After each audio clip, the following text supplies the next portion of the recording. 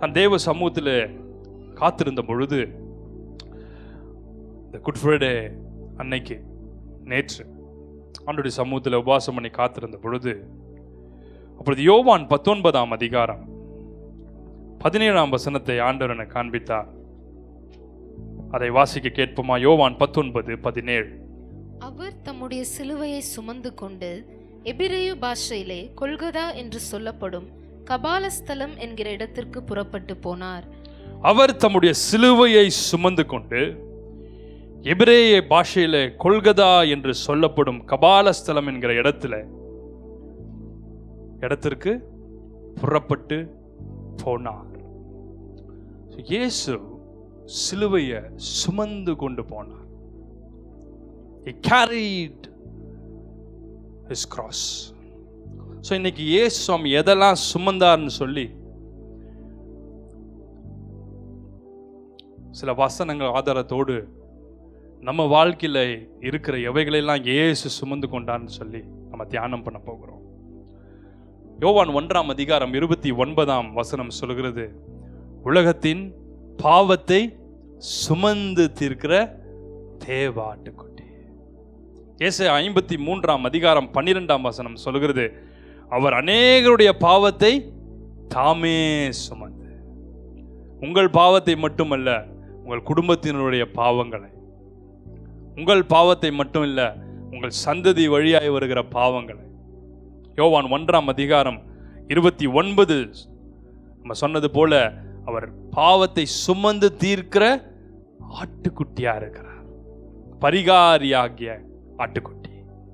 ஒவ்வொரு மதத்திலும் ஒவ்வொரு காரியங்களை சொல்வார்கள். சிலர் பாவம்னு சொல்லுவாங்க, சிலர் தோஷம்னு சொல்லுவாங்க, உங்கள் வாழ்க்கையில் சாபம்னு சொல்லுவாங்க, உங்கள் வாழ்க்கையில் அநேக காரியங்களுக்கு பரிகாரம் தேவைப்படுது, இதெல்லாம் செஞ்சாதான் உன் வாழ்க்கையில் இருக்கிற தோஷம் கழிக்கப்படும்லாம் சொல்லுவாங்க.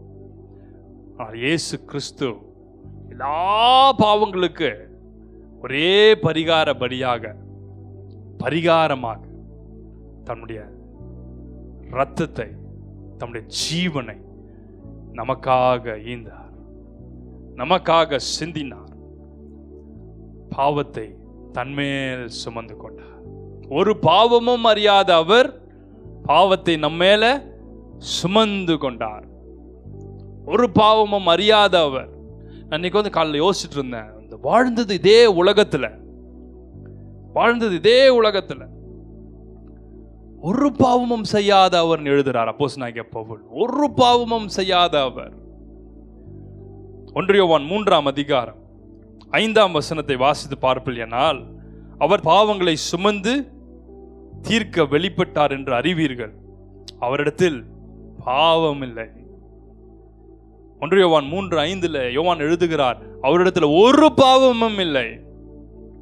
இன்னைக்கு உட்கார்ந்து திடீர்னு ஆவியானவர் கண்களை திறந்தார். வாழ்ந்தது இதே உலகத்துல, அதே சீஷர்கள் மத்தியில, அதே துரோகியான யூதாஸ் மத்தியில, அதே முந்திரி கொட்டை மாதிரி செய்யற பேதுருவின் மத்தியில, துடுக்குன்னு எதையாவது செஞ்சிருவானுங்க, விற்காதானா வித்துருவானுங்க, கொட்டாதானா கொட்டிடுவானுங்க. யோசிச்சு பார்த்தேன், ஒரு பாவம் செய்யலன்னு எழுதியிருக்கு. வசனம் சொல்லிச்சுன்னா அது அப்படியே தானே. ஒரு இடத்துல போய் சொல்லியிருக்க மாட்டார், ஒரு இடத்துல சின்ன தப்பு சொல்லியிருக்க மாட்டார், ஒரு இடத்துல ஒரு குற்றம் கண்டுபிடிக்கவே முடியலன்னா அப்படி ஒரு வாழ்க்கை வாழ முடியும் தானே? இயேசு அதை வாழ்ந்து காட்டியிருக்கிறார். அப்படி இருக்க முடியும் தானே?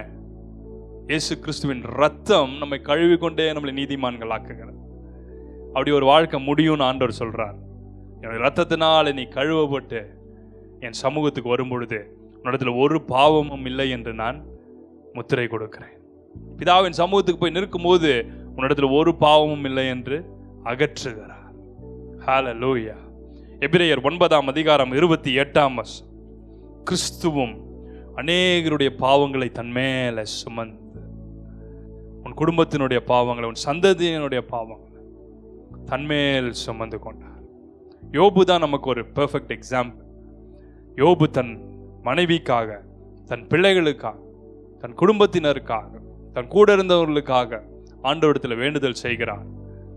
ஐயோ, என் குடும்பத்தினர், என் பிள்ளைகள் பாவம் செய்திருப்பார்கள் என்று சொல்லி அவன் ஒவ்வொரு முறையும் பலி செலுத்தினார் என்று எழுதப்பட்டிருக்கு. யோபு அவர்களுக்காக பலி செலுத்தி வேண்டிக் கொண்ட பொழுது கர்த்தர் அவர்களை மன்னித்தார். யோபு தன் சிநேகிதருக்காக விண்ணப்பம் பண்ணின பொழுது கர்த்தர் அவர்களை மன்னித்தார். அவர்கள் சாபங்களை மாற்றினார். இயேசு பரலோகத்துக்கு ஏறி போறதுக்கு முன்பாக தன் சீஷர்களை பார்த்து சொன்னார், நீங்கள் எவர்களுடைய பாவங்களை மன்னிக்கிறீர்களோ அவருடைய பாவங்கள் அவங்களுக்கு மன்னிக்கப்படும். எப்பொழுது சொன்னா தெரியுமா?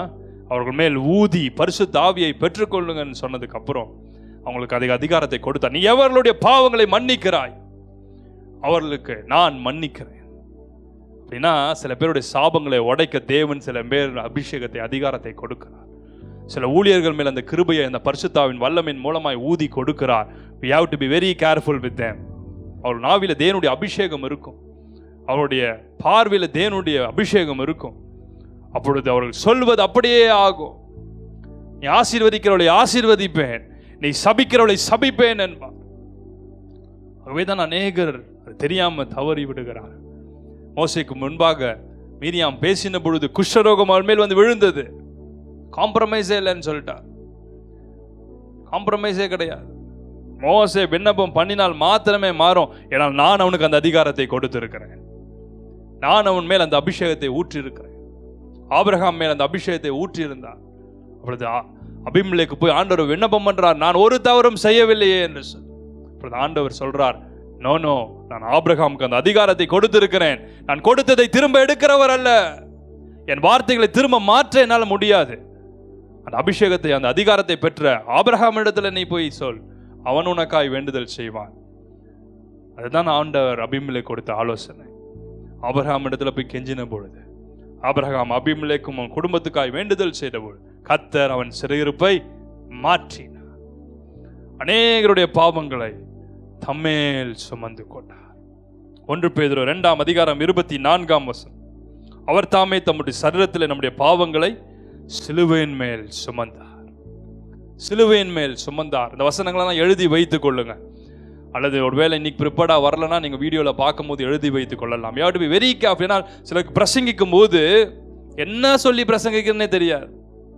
சிலருக்கு சுவிசேஷம் சொல்லணும்னு ஆசை, ஆனால் என்ன வசனம் சொல்லி சுவிசேஷம் அறிவிக்கிறதுனே தெரியாது. கூகுள் சர்ச் பண்ணலாம் நினைச்சிடாதீங்க. அதெல்லாம் நிறைய தவறா நிறைய வரும். சர்ச் பண்ண போயிட்டு இவங்களை சர்ச் பண்ணி நிறைய பேர் வருவாங்க. அதுக்கப்புறம் இவங்களை சர்ச் பண்ணி ஆண்டவர் தேடி வருவார். எங்கப்பா என் சமூகத்துக்கு வந்த பிள்ளைய காணோம். இது எங்கேயாவது உலகத்துக்கு போயிருக்கும். உலக சிற்றின்பங்களுக்கும் மயக்கத்துக்கும் பாவத்துக்குள்ள போய் மாட்டியிருக்கும்.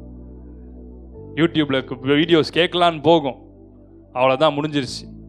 இவங்க போய் ஏதோ ஒரு அபிஷேகத்துக்காக ஒரு வசனத்தை தேடி போவாங்க. கடைசியில் இயேசுவாமி அவங்கள தேடி வந்துட்டு இருப்பார். எங்கப்பா காணாமல் போன ஆட்டுக்குட்டி 2 ஊழியக்காரருக்கு சொல்லி அனுப்புவார். எங்கள் பிள்ளை தேடி போச்சு, இன்னைக்கு நான் அதை தேடி போயிட்டு இருக்கிறேன், எங்கேயோ போய் மாட்டிட்டு இருக்குது, தூக்கிட்டு வாதன்னு சொல்லுவான். அநேகருக்கு இது உண்மைன்னு தெரியும். உலகத்தின் பாவத்தை சுமந்து தீர்க்கிற தேவ ஆட்டுக்குட்டி இயேசு தாமே சிலுவையை சுமந்தார். சிலுவையிலே சுமந்தார். சிலுவையும் சுமந்தாரு, சிலுவையில பாவத்தை சுமந்தார். ஆமென். முதலாவது இயேசு. இன்னைக்கு நீங்கெல்லாம் இன்னைக்கு இந்த இடத்துல உட்கார்ந்துருக்கீங்க. நீங்க எல்லாம் ஆண்டவருடைய பிள்ளைகளா இருக்கிறீங்கன்னா உங்கள் பாவங்களை தன் மேல அவர் சுமந்து கொண்டார். ஆமென். அவர் சுமக்கலன்னா, அவர் சுமந்தபடினால் நீ சுமக்க தேவையில்லை அப்படின்னு ஃபாதர் தானே பாடுறா. அவர் சுமந்தபடினாலே நான் சுமக்க தேவையில்லை. நம்பர் 2, ஏசாயா 53:11 வாசிக்க கேட்போம். ஏசாயா 53:11. அவர் தமது ஆத்தும வருத்தத்தின் பலனை கண்டு திருப்தி ஆவார். என் தாசனாகிய நீதிபரர் தம்மை பற்றும் அறிவினால் அநேகரை நீதிமான்களாக்குவார். அவர்களுடைய அக்கிரமங்களை தாமே சுமந்து கொள்வார். இரண்டாவதாக அக்கிரமங்கள், transgressions, iniquities, trespasses, shortcomings. ஒரு வெர்ஷன் இப்படி சொல்லுது, crossing the boundaries, breaking the rules and the laws. அக்கிரமங்கள். அந்த வசனத்தை நான் அப்போ அடிக்கடி நான் ஜெபத்தில் சொல்லுவேன். அவர் உன் அக்கிரமங்களை எல்லாம் மன்னித்து உன் நோய்களை எல்லாம் குணமாக்கி அப்படி அக்கிரமங்கன்னு சொல்லும் போது யாருக்கெல்லாம் நான் சாபங்களை உடைத்து ஜெபிக்கிறேனோ, சாபங்களை உடைத்து ஜெபிக்கிற அந்த செஷன்ஸ் எடுக்கிறனோ, அப்பொழுது ஆவியானவர் இந்த வசனத்தை தான் எனக்கு கொடுப்பார். அவர் உன் அக்கிரமங்களை எல்லாம் மன்னித்து.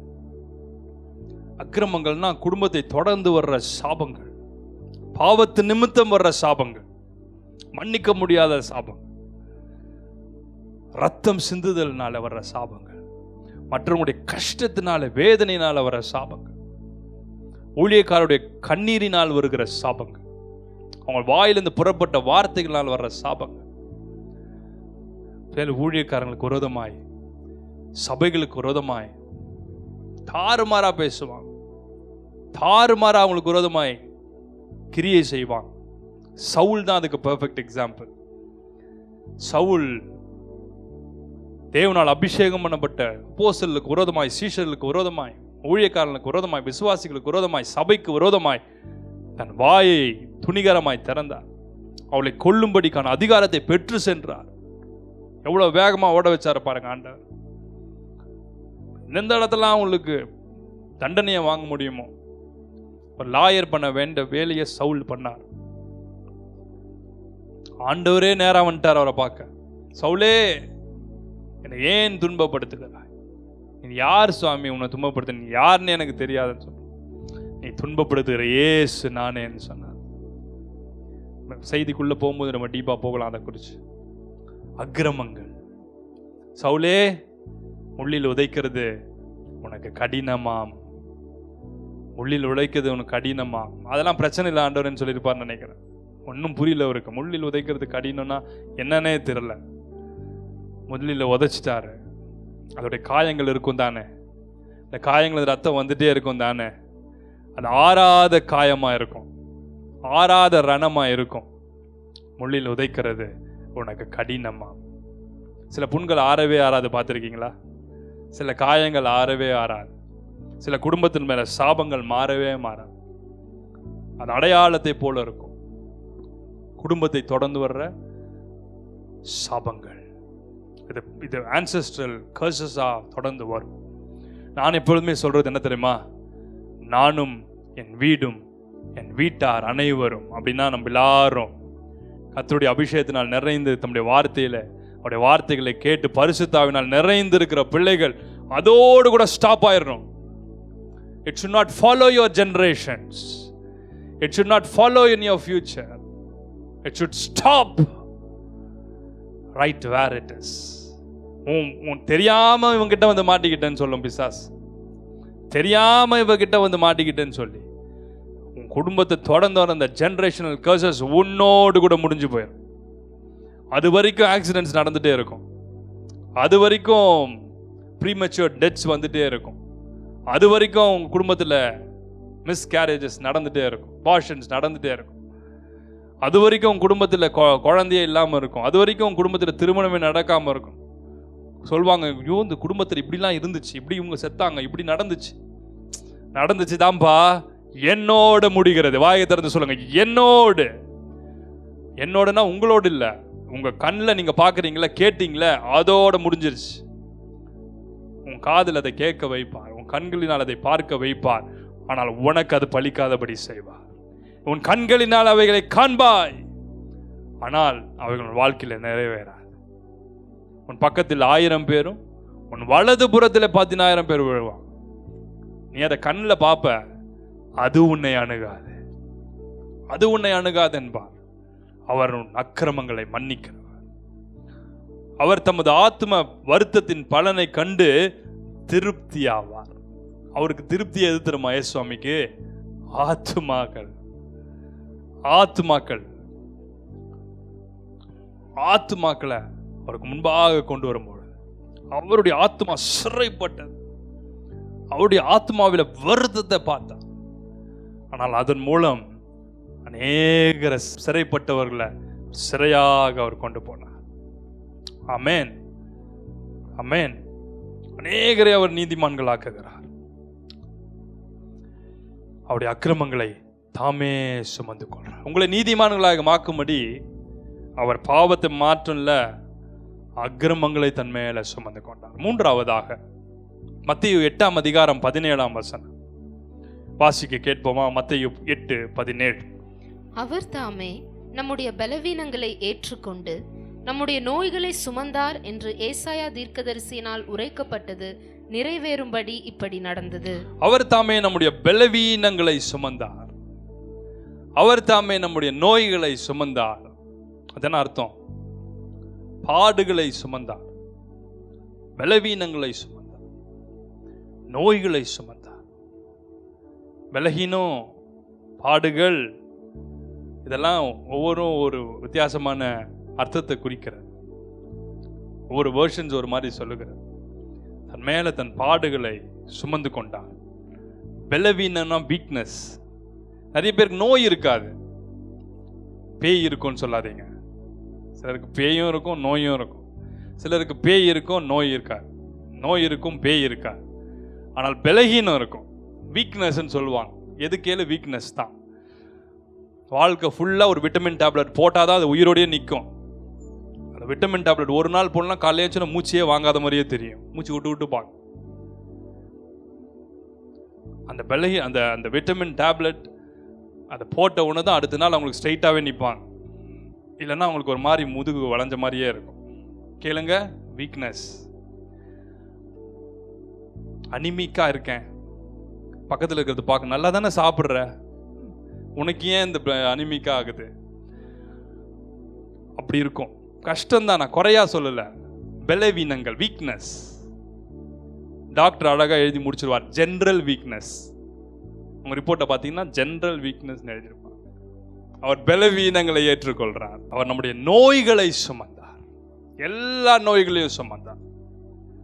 இதுக்கு மேல கண்டுபிடிக்க போற நோய்களையும் சுமந்துட்டார். இதுக்கப்புறமும் ஒரு வைரஸ் வரும், இந்த உலகத்தை ஆட்டி படைக்கிற ஒரு குறிப்பிட்ட தேசத்திலிருந்து புறப்பட்டு அப்படியே பரவும் கொடிதான வைரஸ். இன்னைக்கு விடலாமா நாளைக்கு விடலாமான்னு இவங்க பிளான் பண்ணிட்டு இருக்காங்க. ஆனால் தேவன் அதை மாற்றி பாதுகாத்து வச்சிருக்கிறார். ஆனால் கண்டிப்பா அது வரும். ஆண்டவர் சொல்றார், அந்த நோய்களையும் நான் சுமந்திருக்கிறேன். எத்தனை பேர் ஆமேன்னு சொல்றீங்க? அந்த நோய்களையும் நான் சுமந்திருக்கிறேன். இதுக்கு மேல என்ன நோய் வந்தால் அந்த நோய்களையும் நான் சுமந்திருக்கிறேன். எல்லாவற்றுக்கும் இயேசு மாத்திரமே பதில். Jesus is the answer for your problems. Jesus is the solution for all your confusions. எல்லா இடத்துலயுமே password is Jesus. Password is Jesus. Jesus கிரைஸ்ட்னு சொன்னீங்கன்னா நரகமே நடுநடுங்குமா. ஒரு குறிப்பிட்ட தேவ மனுஷன் நரகத்துக்கு கொண்டு போகப்பட்டார். நரகத்தில் அவர் போன பொழுது அதுக்கு முன்பதாக தேவன் அவருடைய சிங்காசனத்துக்கு முன்பாக கொண்டு போய் நிற்க வச்சாராம். ரட்சிக்கப்படாத ஒரு நபர், ஏத்திஸ்ட், கடவுளே இல்லைன்னு சொல்கிறவங்க, அவங்க தானே ஏத்திஸ்ட். ஆர்கியூ பண்ணி பலருடைய புக்ஸை படித்து தங்கள் மைண்டில் அந்த மாதிரி தாட்ஸை ஏற்றி கொண்டு கடவுளே இல்லை அப்படின்னு சொல்லி ஒரு குறிப்பிட்ட நோய் அவரை தாக்கின பொழுது சடனாக அவர் உயிர் பிரிந்தது. சுற்றி இருக்கவங்க எல்லாரும் இருக்காங்க. அவர் சரீரத்திலிருந்து ஆவி வெளியே வந்து இவங்க எல்லாரும் அழுகிறத, கத்துறத, புலம்புறத பார்க்குதான். கொஞ்ச நேரத்தில் அந்த ஆவி அந்த சரீரத்திலிருந்து பிரிந்து அப்படியே சீலிங்கை நோக்கி போச்சு. கொஞ்ச நேரத்தில் அந்த ஆவி அப்படியே மேல் நோக்கி போச்சு. அவர் சொல்லுகிறார், என் சரீரத்தில் இருக்கும்போது எவ்வளோ பலகீனம், எவ்வளவு சோர்வு, எவ்வளோ வியாதியினுடைய கொடூரம், பெயின்ல இருந்தேன்.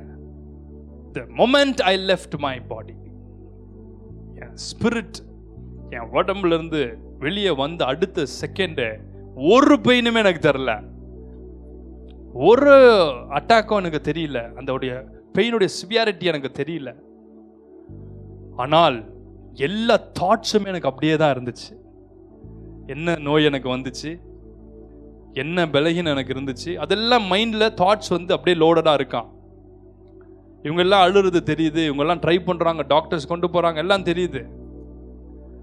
ஆனால் சரீரத்தை விட்டு ஆவி வெளியே வந்ததுக்கப்புறம் அந்த பெயினே தெரியலையா. அதன் பின்பு ஆவி எடுத்துக்கொள்ளப்பட்டு தேவனுடைய சிங்காசனத்துக்கு முன்பாக போய் நின்றதான். அவர் சொல்கிறார், ஏசாமியே, கடவுளே இல்லைன்னு நம்புறவன் ஏசாமி எப்படி நம்புவேன்? ஆனால் அந்த இடத்துல போய் நிற்கும் பொழுது அப்பொழுது எனக்கு உள்ள ஒரு குற்ற உணர்ச்சி, நீதிபரர் அவர் இருக்கிறார். எப்படின்னு எனக்கு சொல்ல தெரியலன்னு சொல்றார். Is a righteous God. அங்க போய் நான் நிற்கும் பொழுது தகாரத்தோடு தைரியத்தோடு பலத்தோடு போய் நின்றேன். கொஞ்ச நேரத்தில் ஆண்டவர் அவரை பார்த்து, ஏசுவாமி அவரை பார்த்து சிரித்தார். அவரை பார்த்த பொழுது இவருக்குள்ள இருக்க அந்த பவர், அந்த அதிகாரம், அந்த அத்தாரிட்டி, ஸ்ட்ரென்த் எல்லாமே அப்படி வீக்கன் ஆகினே போதும், டிமினிஷ் ஆகிட்டே போதும். the strength got diminishing. அப்படின்னா பவர் அப்படியே குறைஞ்சிட்டே போகுது. போய் நிற்கும் போது ஆண்டவர் எதுவுமே சொல்லலையா, இவரே சொல்லிட்டாரா, நான் இங்க இருக்க வேண்டியவனே அல்ல. அவருடைய ஆத்மாவே அவரை குற்றவாளியா தீர்க்குது. ஏன்னா அந்த ரைச்சியஸ்னஸ் முன்பாக, லைட்டுக்கு முன்பாக, இந்த க்ளோரிக்கு முன்பாக நின்ற பொழுது அவர் வீக்கா ஃபீல் பண்ணார். ஆண்டவரோடு கூட பேசினார். இந்த அவர் சொல்றார், அப்போ எல்லாம் நினைவு இருக்குது எனக்கு. இந்த புக்ஸ் எல்லாம் நான் படித்தேன், இந்த வீடியோஸ் எல்லாம் நான் கேட்டிருக்கிறேன். இது நிமித்தம் நான் ஏத்திஸ்டா மாறிட்டேன், எல்லாம் எனக்கு தெரியுது. அதனால் எல்லாமே பாவம் அந்த நேரத்தில் தான் எனக்கு தெரியுது. ஐயோ இந்த சிறையிருப்பில் போய் நான் மாட்டிட்டேன்னு சொல்லி அந்த நேரத்தில் தான் எனக்கு ஃபீல் ஆகுது. ஆனால் எனக்கு நல்லா தெரியுது, the time is over. The time is over. ஆண்டவருக்கு முன்பாக நிற்கிறாரா. அப்பொழுது ஆண்டவர் அவரை நியாயம் தீர்க்கலையா. அவர் சொல்றார், ஏன் மிஸ்டேக்கே என்ன நியாயம் தீர்க்கு, ஏன் குற்றமே என்ன நியாயம் தீர்க்கு. ஆண்டவர் உனக்கு இந்த தண்டனை அந்த தண்டனைன்னு சொல்ல, நானே எனக்கு சொல்லிக்கிறேன், இந்தந்த பாவங்கள்லாம் நான் செய்திருக்கிறேன். இயேசுவாமியுடைய ரத்தத்தை பற்றி அவளுக்கு தெரியாது. கிறிஸ்தவ குடும்பத்தில் பிறந்த மனுஷன், ஆனால் இயேசுவாமிக்கு அவருக்கும் சம்பந்தமே இல்லை. அவர் செய்த அத்தனை அவருக்கு முன்பதாக ஓடுதான். ஆனால் இவரே சொல்றாரா, இவருடைய மனசே குற்றவாளியா தீக்குதான், எல்லாத்துலேயுமே காரணம் நான் தான் சொல்றான். அப்பொழுது ஒரு தேவதூதன் அவர் அருகில நின்றான். ஒரு கரம் அவர் மேலே இறங்கினான். கொஞ்ச நேரத்தில் அந்த இடத்துல இருந்து இன்னொரு இடத்துக்கு கொண்டு போகப்பட்டான். பெரிய டனல் வழியா இன்னொரு இடத்துக்கு கொண்டு போறாங்க.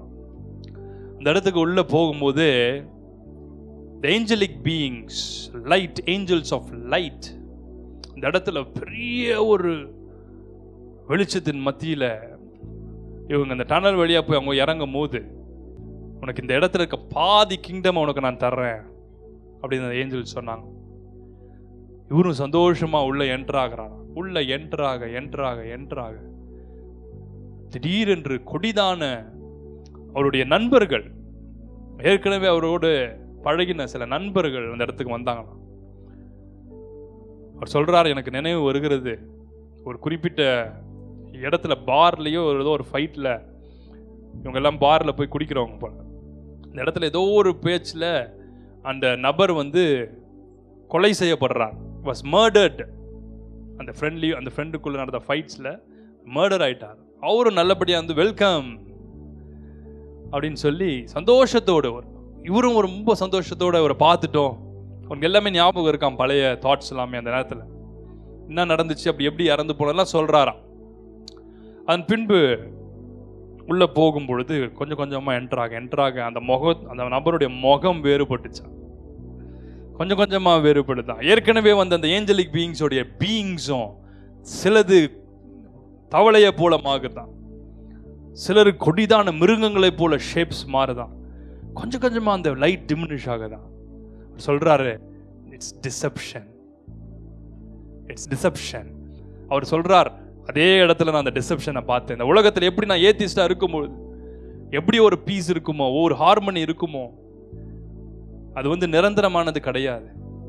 இந்த உலகத்துக்குள்ள என்ட்ராகும்போது, அந்த நரகத்துக்குள்ள என்ட்ராகும்போது ஒரு டிசெப்ஷனுக்குள்ள தான் நான் என்ட்ராகிறேன். பாரடைஸை போல, கார்டனை போல பார்க்குறேன். அவங்க தெரிஞ்ச ஒரு ஆன்டி ஒருத்தர் சொல்றார், அந்த ஆன்டி வீட்டுக்கு போனான்னா ஒரு கார்டன் ஏரியாஸ்னா ரொம்ப பிடிக்குமா, சிலது ரொம்ப க்ரீன் பாஸ்டர்ஸ், இந்த ஃபார்ம் லேண்ட்லாம் பிடிக்கும் தானே, இவருக்கு ரொம்ப பிடிக்குமா. அதே போலவே ஒரு இடத்துல டிசெப்ஷனாக காமிக்குது. உனக்கு பிடிக்கும் தானே இந்த இடத்துல, நீ இந்த கார்டனுக்கு வான்னு சொல்லி அவங்க கூட்டு போகிறாங்க. இவரும் நினச்சிட்டா நம்ம பாரடைஸ்குள்ளே தான் வந்திருக்கோம், நமக்கு பிடிச்சது எல்லாமே இங்கே இருக்குதுன்னு சொல்லி என்ட்ராக எல்லாருக்குமே இந்த மாதிரி தான் வெல்கம் இருக்கும்னு நினச்சிக்காதீங்க. நமக்கு ஏன் தெரிய போகுது, நம்ம தான் பரலோகத்துக்கு போக போகிறோம் இல்லையா. அநேகருக்கு சொல்லி அவங்க நரகத்திலிருந்து எடுக்கிறதுக்காக நான் சொல்கிறேன். இந்த ஆவியானவர் எனக்கு நினைப்பூட்டி சொல்கிறபடினால இதை சொல்கிறேன். நான் சொல்றார், deception is dangerous. Deception is dangerous. Anti Christ அப்படிதான் கன்வின்ஸ் பண்ணுவான். இன்னைக்கு எப்படி ஏத்திஸ்ட் வந்து கன்வின்ஸ் பண்றாங்களோ, ஒவ்வொருத்தரும் தங்களுடைய பெர்ஸ்பெக்டிவ்ல அவங்க ஒவ்வொருத்தரும் அவங்களுடைய தாட்ஸ் எப்படி கன்வின்ஸ் பண்றாங்களோ, எப்படி இந்த உலகத்துல உலகம் நல்லதுன்னு சொல்லி வேர்ல்டை காமிச்சு கன்வின்ஸ் பண்றாங்களோ, அதே போலவே சாத்தானோ இந்த டிசெப்டிவ் வேர்ல்டை டிசெப்ஷன் மூலமா ஜனங்களை மாற்றுகிறான். கிறிஸ்தவங்களே இன்னைக்கு டிசெப்ஷனுக்குள்ள தான் வச்சிருக்கான். நான் கிறிஸ்தவனா பிறந்திருக்கேன், நான் கரெக்டாக தான் இருக்கிறேன்னு சொல்லி ஒரு டிசெப்ஷனுக்குள்ள வச்சிருக்கிறேன். நரகத்துக்குள்ள போகும்போது தான் அவங்களுக்கு தெரியும். ஆனால் நான் ஜெபிக்கிறேன், ஒருத்தர் கூட நரகத்துக்கு போகவே கூடாது. அடிக்கடி நான் என்னுடைய உபவாசத்தில் டீப்பாக நான் ஆண்டவரோடு இருக்கும்போது செய்கிற ஒரு ஜெபம்னா தெரியுமா, என் ஊழியத்தில் ஐக்கியப்பட்டிருக்க ஒரு நபர்கள் கூட,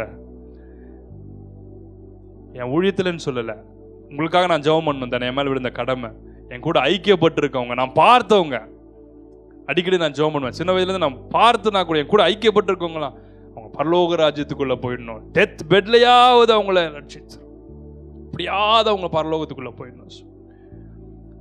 இந்த ஜெபம் உங்களுக்கு மிகவும் பலனுள்ளதாக இருக்கும் தானே? எத்தனை பேர் ஆமேன்னு சொல்றீங்க? எப்படியாவது அவங்களை நல்வழிப்படுத்தும். அதன் பின்பு நரகத்துக்குள்ள எடுத்துக்கொள்ளப்பட்டார். பயங்கரமான கூக்குரல்.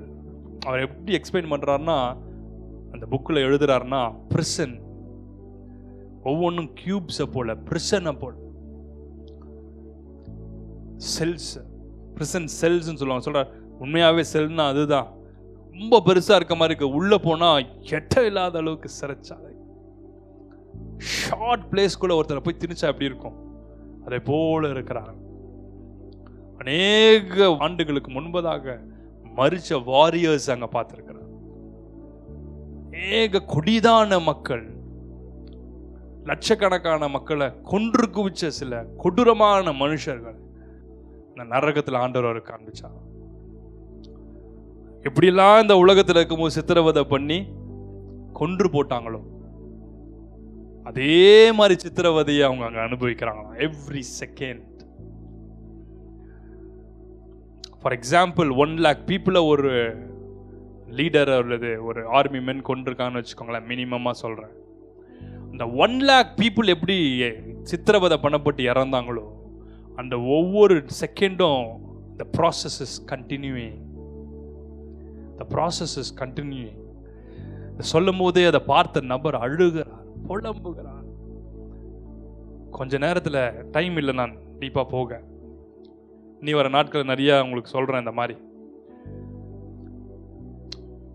நரகத்தில் இன்னும் இழுத்து உள்ள செல்லப்பட்ட பொழுது அங்க ஒவ்வொரு நபரையும் பார்க்கும்போது ஒருத்தர் நின்று அங்க ப்ரீச் பண்ணிட்டு இருக்காராம்.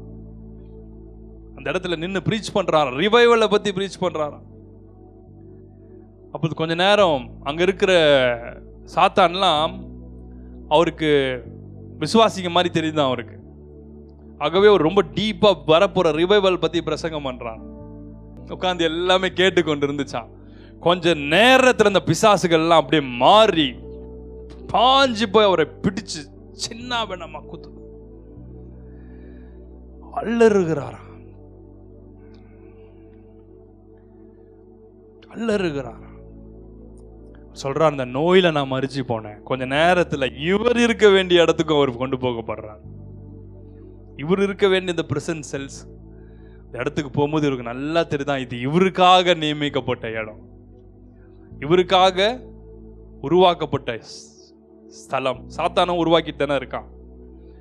இடத்துல போகும்போது பிசாசுகள் எல்லாம் வந்து சொல்றார், அந்த பீயிங்ஸ் எக்ஸ்பிளைனே என்னால பண்ண முடியும். அந்த demonic creatures வந்து என்ன பிச்சு இழுக்குது, குத்த வருகிறது. சிலதை பார்க்கும் போதே நான் அல்லறுகிறேன். அப்பொழுது திடீர்னு எனக்கு பின்னால அவங்களையும் தாண்டி ஒரு பெரிய பிசாசு நினைச்சேன். ஏன்னா அவங்களோட மேல ஒரு அத்தாரிட்டி வந்தா எப்படி அது நடுங்குமோ, இந்த பிசாசுகள் எல்லாம் கொஞ்ச நேரத்தில் அப்படியே இவரை குத்த வருதா, நான் குத்த முடியல, இவரை பஞ்ச் பண்ண வருதா, பஞ்ச் பண்ண முடியல. பின்னாடி பார்த்தா அருள்நாதர் இயேசு அந்த இடத்துல தோன்றி பிக்கப்பட்ட தாடியோடு, குத்தப்பட்ட அந்த சரீரத்தோடு.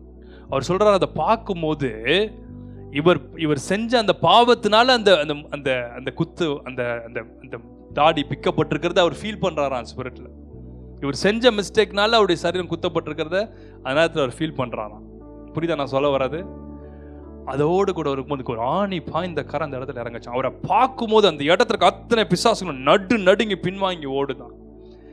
இவர் ஒவ்வொரு முறை ஜீசஸ் கிரைஸ்ட்ன்னு சொல்லும்போது பிசாசுகள் இவரை குத்த வருமா, ஆனால் ஜீசஸ் கிரைஸ்ட் சொன்னோன்னா அது தூரம் நின்றும்.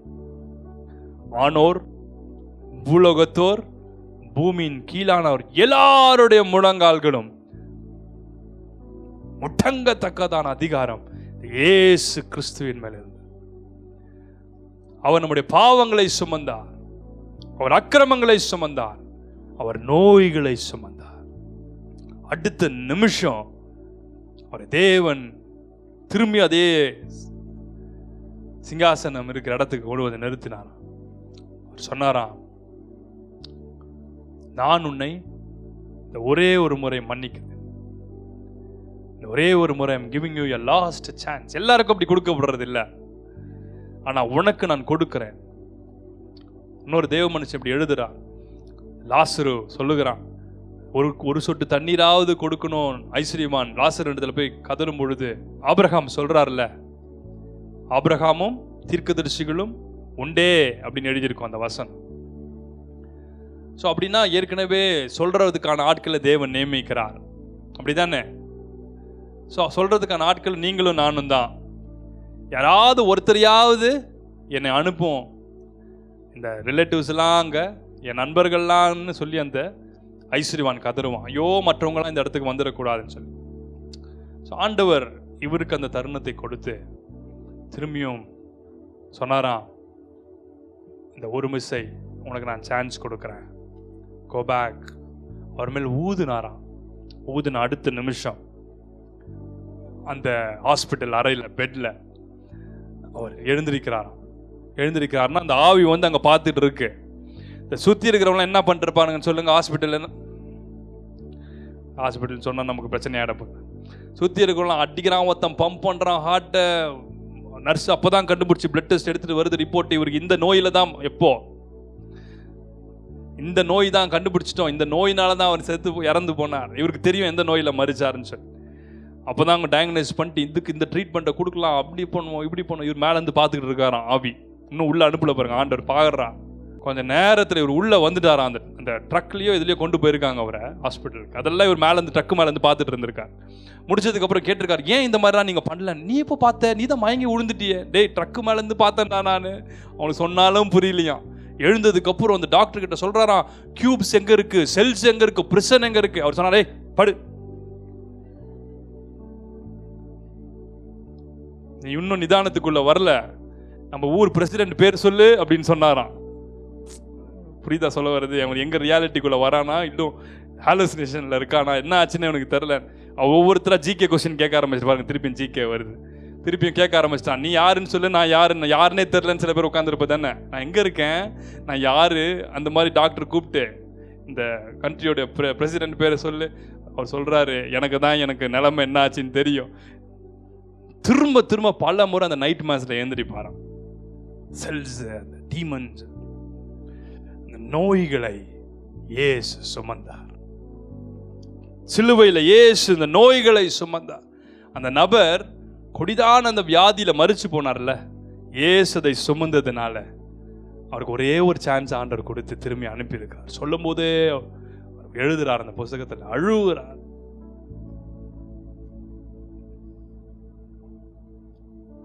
நம்பர் 4, ஏசாயா 53ஆம் அதிகாரம் 4ஆம் வசனம். மெய்யாகவே அவர் நம்முடைய பாடுகளை ஏற்றுக்கொண்டு நம்முடைய துக்கங்களை சுமந்தார். இது ரொம்ப முக்கியமானது. சில பேருக்கு நோயெல்லாம் பெருசா கண்டுக்க மாட்டாங்க. சில நோய் இருக்காது, பாவம் இருக்காது, அக்கிரமங்கள் இருக்காது. இதெல்லாம் நம்ம தாண்டி வந்திருக்கோம் தானே, பாவங்களை, அக்கிரமங்களை, நோய்களை எல்லாம் தாண்டிட்டோம்.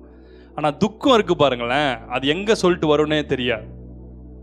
அது சொல்லிட்டுலாம் வராது, நேராக வந்துடும். நல்லா இருப்போம், காலையில் கரெக்டாக நமக்குன்னே கிளம்பி வரும், வந்து நம்மளை துக்கப்படுத்திட்டு அது வேலையை பார்த்துட்டு போயிட்டே இருக்கும். திரும்பி வரும்போது பார்த்தா நல்லா பேசும், காலையில சைத்தான் மூலமா தானே கிரியை செய்தா நீங்க மனசுல நினைப்பீங்க, வெளியே சொல்ல முடியாது. ஈவினிங் பாருங்க, அதே மாதிரியே தேவதூத மாதிரியே அவர் நம்முடைய துக்கங்களை சுமந்தார். இந்த துக்கம் அடைச்சிருச்சுன்னு வச்சுக்கோங்களேன், இந்த துக்கத்துல தான் பாதி பேர் தற்கொலை பண்ணி சாவறது. இன்னும் சொல்லிட்டான் தெரியுமா, அவன் சொன்னான்னா அவன்ல சாவணும், நீ ஏன் சாவற? நரகத்துக்கு போனாதான் தெரியும் அந்த கஷ்டம். போகக்கூடாது, நான் ஜெபம் பண்ணுவேன். துக்கங்களை அவர் சுமந்தார். தெரியும், ஆனா கஷ்டமா இருக்குதே, கஷ்டம்தான். அவர் தான் துக்கங்களை சுமந்துட்டாரு, போய் அவர் மேல வச்சிரு. மத்திய 8ஆம் அதிகாரம் 17ஆம் வசனம். அவர் தாமே நம்முடைய பலவீனங்களை ஏற்றுக்கொண்டு நம்முடைய நோய்களை சுமந்தார் என்று ஏசாயா தீர்க்கதரிசினால் உரைக்கப்பட்டது நிறைவேறும்படி இப்படி நடந்தது.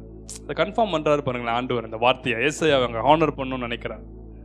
நம்முடைய தீர்க்கதரிசியா ஏசாயா எவ்வளவு பாடுபட்டிருப்பார். ஏன் அப்படியே நிறைவேறினது ஏறி இருக்கான்ல. தேவன் மத்தேயு மூலமா எழுதுறார், ஏசாயா தீர்க்கதரிசினால் உரைக்கப்பட்டது நிறைவேறும்படி. To honour the prophet Isaiah. இன்னைக்கு நமக்கு தரிசனம் கிடைக்கிறது எதுக்காக நினைக்கிறீங்க? நம்மளை ஹானர் பண்றதுக்கு தான். உங்களுக்கு கர்த்தர் கொடுக்கிற வார்த்தைகள் எதுக்கு சொல்றாரு? ஏன் முன்கூட்டியே சொல்றாரு தெரியுமா? To honour his servants. எல்லாவற்றையும் விட்டு ஆண்டவர்கிட்ட நிக்கிறாங்கல்ல, எல்லாவற்றையும் தொடர்ந்து ஆண்டவருக்காக வைராக்கியமா இருக்கிறாங்கல்ல, டு ஹானர் தேம். அவருடைய வார்த்தையை நிறைவேற்றுறாரு ஒண்ணு.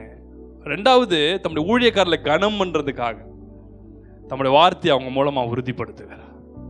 என்னை கனம் பண்ணுகிறவர்களை நான் கனம் பண்ணுவேன்னு சொல்ற. அவங்களை கனம் பண்றதுனால ஆண்டவர் உங்களை கனம் பண்ணுகிறார்.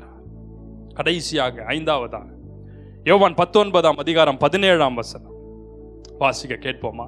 அவர் தம்முடைய சிலுவையை சுமந்து கொண்டு எபிரேய பாஷையிலே கொல்கதா என்று சொல்லப்படும் கபாலஸ்தலம் என்கிற இடத்திற்கு புறப்பட்டு போனார். அவர் தம்முடைய சிலுவையை சுமந்து கொண்டு போனார். இது வரைக்கும் எதெல்லாம் சுமந்தார்னு பார்த்தோம். கடைசியா சிலுவையை அவர் சுமந்து கொண்டார். ஆவியானவர் சொன்னார், everybody has a cross to carry. Every individual, every human being has a cross to carry. ஒவ்வொருத்தருக்கும் ஒரு சிலுவையை கொடுக்கிறார். நான் ஏற்கனவே சொல்லியிருக்கிறேன், அந்த சிலுவை நம்ம எவ்வளவு வேணும் உயர்த்தப்படக்கூடாதபடிக்கு நமக்கு கொடுக்கப்பட்டிருக்கிற ஒரு சிலுவை. ஏன் அந்த சிலுவையை கொடுக்கிறார்? நீ உன் பெருமையினாலே அழிந்து போகாதபடி, உன் அகம்பாவத்தினாலே, உன் ஆணவத்தில் அழிந்து போகாதபடிக்கு. அந்தந்த நேரத்தில் அது வந்து நம்ம கூட்டிகிட்டே இருக்கும். அது சாத்தானுடைய முல்லை போல கூட சில பேருக்கு இருக்கும். சிலருடைய தவறுகளால் அது வருகிறது. சிலருக்கு சிலுவையாயே தேவன் கொடுக்கிறார். இது ஆண்டவர் சிலுவையில் அரைஞ்சிட்டார்னு சொல்றாதீங்க. அது அவர்கள் கையில கொடுக்கப்படுற சிலுவை. சிலருக்கு ஊழியமே சிலுவையாக கொடுக்கப்பட்டிருக்கு. ஒருவன் என்னை பின்பற்றி வர விரும்பினால் அவன் தன்னை தான் வெறுத்து தன் சிலுவையை அனுதினமும் எடுத்துக்கொண்டு என்னை பின்பற்ற கடவுள். ஒவ்வொருத்தருக்கும் ஒரு சிலுவை உண்டு. அது சுமக்க முடியாத சிலுவை இல்லை, சுமக்கக்கூடிய சிலுவை தான். சுமக்க முடியலன்னு சொல்லும் போது நீ சுமக்க தேவையில்லை, நான் அதை சுமக்கிறேன்னு சொல்வார். ஏசு அந்த சிலுவையை சுமக்க முடியலன்னு அந்த பாரப்பட்ட பொழுது அதோட வெயிட் அதிகம். அப்போது சிமியோன் என்ற நபர்கிட்ட கொடுக்குறாங்க அந்த சிலுவையை சுமந்து கொண்டு வரும்படிக்கு. இன்னைக்கு இயேசு சுவாமியும் தன் பாரத்தை சிலுவையை போல நம்ம கையில கொடுக்கிறார். ஆத்மா பாரம் தான் நம்ம கொடுக்கப்பட்டிருக்கிற மிகப்பெரிய சிலுவை. நான் மட்டும் பரலோக ராஜ்யத்துக்கு போய் சேர்றேன்னு அல்ல, உன் கையில தேவன் ஒரு சிலுவையை ஒவ்வொருத்தருக்கும் கொடுத்திருக்கிறார். 1 பேதுரு 2ஆம் அதிகாரம் 24ஆம் வசனத்தை வாசிக்க கேட்போம். நாம் பாவங்களுக்கு செத்து நீதிக்கு பிழைத்திருக்கும்படிக்கு அவர் தாமே தமது சரீரத்திலே நம்முடைய பாவங்களை சிலுவையின் மேல் சுமந்தார். இந்த சிலுவையின் மேல் சுமந்த கிறிஸ்து மற்றவருடைய பாவங்களை சாபங்களை சுமக்கும்படிக்கு ஆண்டவர் சொல்றார், உன் மேல அந்த அதிகாரத்தை நான் கொடுக்கிறேன், உனக்கு அது அதிகாரத்தை நான் கொடுக்கிறேன். நீ அந்த சிலுவையை சுமந்து கொண்டு உனக்கு நியமித்திருக்கிற ஓட்டத்துல நீ பொறுமையோடு ஓடி வர வேண்டும். நீ பொறுமையோடு என்னை பின்பற்றி வந்தால் கடைசியில முடிவில என்னுடைய மகிமையில நான் உன்னை சேர்த்துக் கொள்கிறேன் என்று சொல்லுகிறார். அந்த நமக்கு இந்த குட் ஃப்ரைடே அன்னைக்கு மட்டும்தான் நம்ம தியானம் பண்ணணும்னு கிடையாது. இந்த மாதம் முழுவதும் ஆல்மோஸ்ட் நம்ம இயேசு கிறிஸ்துவின் பாடுகளை குறித்து, மரணத்தை குறித்து, சிலுவை சகித்ததை குறித்து நம்ம தியானம் பண்ணியிருக்கிறோம். த பேஷன்ஸ் ஆஃப் கிரைஸ்டை குறித்து, அப்படிதானே? ஸோ நம்ம எப்பவுமே அதை தியானம் பண்ணோம். சில பேர் அந்த 40 நாள் மட்டும்தான் ஆண்டவருக்கு என்னவோ சிலுவைக்கு டிக்கெட்டு போட்ட மாதிரியும் அந்த டிக்கெட்டு இந்த 40 நாள் மட்டும்தான் அப்படின்னு சொல்லி அந்த 40 நாள் மட்டும்தான் குடிக்க மாட்டாங்க, சிகரெட் பிடிக்க மாட்டாங்க, வேற எந்த பாவமும் செய்ய மாட்டாங்க. 40 நாள் எப்படா முடியும்னு சொல்லி 41வது நாள் பார்க்கணும். சாத்தானே பயந்துரும் அவங்கள பார்த்து. என்னடா நாங்களாம் கம்மியால டியூட்டி பார்க்குறோம், இவன் டே நைட் டியூட்டி பார்க்குறான். இந்த 40 நாள் மட்டும்தான் சர்ச்சு, 40 நாள் மட்டும்தான் ஜெபம். அதுக்கப்புறம் பார்க்கணும் இயேசு நம்முடைய 7 வார்த்தையை கூட படிக்க மாட்டாங்க. சில பேர் பார்த்தீங்கன்னா குட் ஃப்ரைடே அன்னைக்கு ஆண்டவர் கொல்கத்தால தொங்கின்னு இருக்காருன்னே அவங்களுக்கு நினைப்பு. துக்கமாகவே உட்காந்துருக்கோம், ட்ரெஸ்ஸு கூட நல்லது போட்டிருக்காது, அழுக்கு ட்ரெஸ்ஸோட குளிக்காம. ஏன்னா இயேசுசாமி உள்ள கொல்கத்தால அவர் ரத்தம் சிந்தின்னு இருக்கிறார், இவங்களால தான் ரத்தம் சிந்தின்னு இருப்பாராங்க. அன்னைக்கு நல்லது சாப்பாடே சாப்பிட மாட்டாங்க. ஏசுனா சிலுவையில் தொங்கின்னு இருக்காருல்ல, இடுக்கத்தின் அப்பமும் ஏசையாக்கு சொன்ன மாதிரி இடுக்கத்தின் அப்பத்தம் அவங்களுக்கு கொடுக்கப்படும். எதுவுமே சாப்பிட மாட்டாங்க. ஏன்னா இயேசுசாமி சிலுவையில் தொங்கின்னு இருக்காரு, இவங்க இங்க வந்து காத்துன்னு இருக்காங்களா ஆண்டவரை போய் பார்க்கறதுக்கு. அப்போ இன்னைக்கு எல்லாரும் இப்போ கல்லறையில் படுத்துருக்கணும் வழக்கமாக, அப்படிதான் அர்த்தம். இயேசு சிலுவையில் மரித்து போனது உண்மைதான். ஆனால் மரித்த பிறகு அவர் உயிரோடு எழுந்திருக்கலன்னு வச்சுக்கோங்களேன், நமக்கு அது துக்கமான நாள், நமக்கு ரொம்ப துக்கமான நாள். என்னைக்கு அவர் உயிரோடு எழுந்துட்டாரோ அந்த குட் ஃப்ரைடே நம்முடைய பாவங்களை சுமந்த நாள், நம்முடைய அக்கிரமங்களை சுமந்த நாள், நம்முடைய நோய்களை சுமந்த நாள், நம்முடைய துக்கங்களை சுமந்த நாள், நம்முடைய சிலுவையை அவர் சுமந்த நாள். நீ சுமக்க வேண்டிய சிலுவையை அவர் சுமந்து இருக்கிறார், நீ தனியே சுமக்க வேண்டாம். அவர் சொல்றார், வருத்தப்பட்டு பாரம் சுமக்கிறவர்களே உன் பாரத்தை சுமைய என்கிட்ட கொண்டு வா, நான் உனக்கு இளைப்பாறுதல தருகிறேன். வருத்தப்பட்டு பாரம் சுமக்கிறவர்கள் எல்லாரும் என் இடத்துல வாங்க, உன் சிலுவையை என்கிட்ட கொடுத்துட்டு நான் உனக்கு இளைப்பாறுதல தரேன். கொஞ்ச நேரம் நான் அதை சுமக்கிறேன், திரும்பி நானே உன்னை தூக்கி சுமக்கிறேன்னு சொல்றேன். அதுதானே சும்மா. அடுத்த சும்மா பார சுமையை சுமக்கிறவர்களே. ஆமென். கர்த்தர் தாமே இந்த வார்த்தைகளை ஆசீர்வதிப்பாராக.